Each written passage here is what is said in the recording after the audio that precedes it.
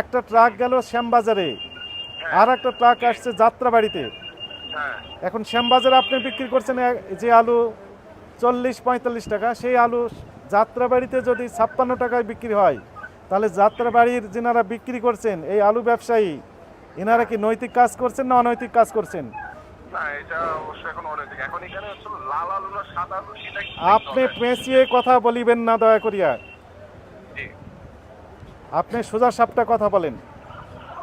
একই লাইনে ট্রাক আসছে, এসে একটা যাত্রাবাড়ি শ্যামবাজার গেল, আর একটা আসলো কি যাত্রাবাড়ি, দুই দিকে দুটো গেল। শ্যামবাজারে গেল, ওখানে বিক্রি হচ্ছে 40-45, এখানে আসে আপনি 56 বিক্রি করতেছেন। এটা ঠিক হলো? আপনাদের সবার জেল দেওয়া উচিত না? জেল হওয়া উচিত কিনা? জরিমানার ভিতরে থাকা উচিত? বলেন উচিত কিনা? আপনার নামটা একটু বলেন দয়া করে। জি, আমার নাম বাপ্পি। বাপ্পি সাহেব, আপনি ওই যে হানিফ সাহেবের কে হন? আমি ওনার ম্যানেজার। ওনার ম্যানেজার মানে হানিফ সাহেব যে নেতা, উনি মানলেন? আচ্ছা, আপনার অবস্থান কোথায়? কোথা থেকে বলছেন আপনি? কোথায় ব্যবসা করেন? আমি শ্যামবাজার। শ্যামবাজার। কি ধরনের ব্যবসা করেন আপনি? আলু। আলু।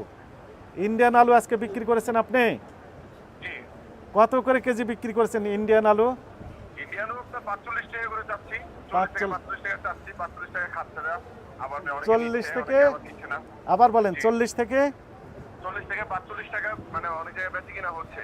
40 থেকে 45 বিক্রি হচ্ছে। আচ্ছা, আমাকে একটু দয়া করে বলেন, আপনার মন্তব্য জানতে চাচ্ছি আমি। সেটি হচ্ছে, মনে করেন ট্রাকে করে আসছে, হিলি থেকে আসছে, বিভিন্ন বন্দর থেকে আসছে না, ওই পার থেকে।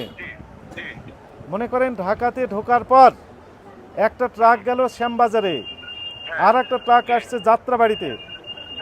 এখন শ্যামবাজারে আপনি বিক্রি করছেন যে আলু 40-45 টাকা, সেই আলু যাত্রাবাড়িতে যদি 56 টাকায় বিক্রি হয়, তাহলে যাত্রাবাড়ির যেনারা বিক্রি করছেন এই আলু ব্যবসায়ী, এনারা কি নৈতিক কাজ করছেন না অনৈতিক কাজ করছেন? আপনি পেঁচিয়ে কথা বলিবেন না দয়া করিয়া, আপনি সোজা সাপটা কথা বলেন।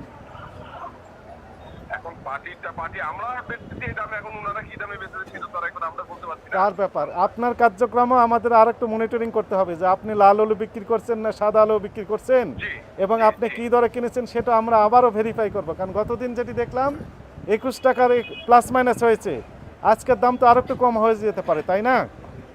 ঠিক আছে, আমরা দেখব। একই লাইনে ট্রাক আসছে, এসে একটা যাত্রাবাড়ি শ্যামবাজার গেল, আর একটা আসলো কি যাত্রাবাড়ি, দুই দিকে দুটো গেল। শ্যামবাজারে গেল, ওখানে বিক্রি হচ্ছে 40-45, এখানে আসে আপনি 56 বিক্রি করতেছেন। এটা ঠিক হলো? আপনাদের সবার জেল দেওয়া উচিত না? জেল হওয়া উচিত কিনা? জরিমানার ভিতরে থাকা উচিত? বলেন উচিত কিনা?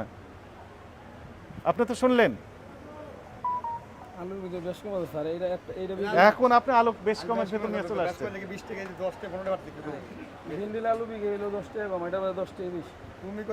মানে যাত্রাবাড়িতে আসলেই দাম 10 টাকা বেশি হয়ে যাবে, ভালো আলু হয়ে যাবে। আর ওরা পচা আলু বিক্রি করতেছেন, ওই জন্য 40 আর 45 ওখানে, ওইখানে ডিফারেন্স তো 5 টাকা।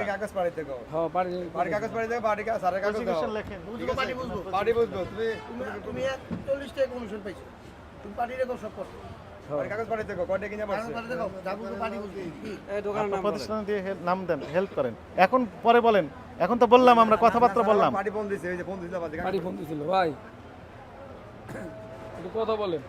আমরা ওনাকে আসতে বলেন, কাগজ সহ ওনাকে আমার অফিসে আসতে বলেন। পাঠান যাবো না। এবার আসেন হুজুর, বুঝতে পেরেছেন? কি বুঝলেন বলেন তো? এখন